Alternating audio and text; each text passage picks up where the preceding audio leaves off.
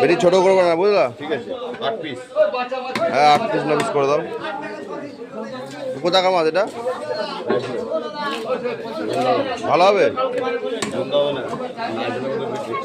আঁশটা ছাড়িয়ে দাও, আঁশ ছাড়াও।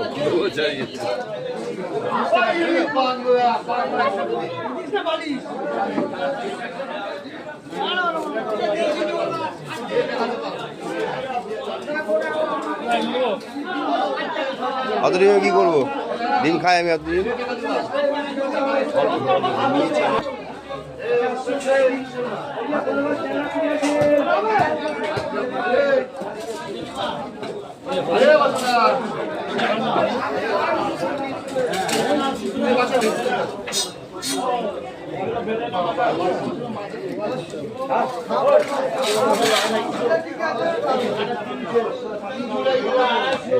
একবারে তো ছাড়িয়ে নিলে ভালো তো না?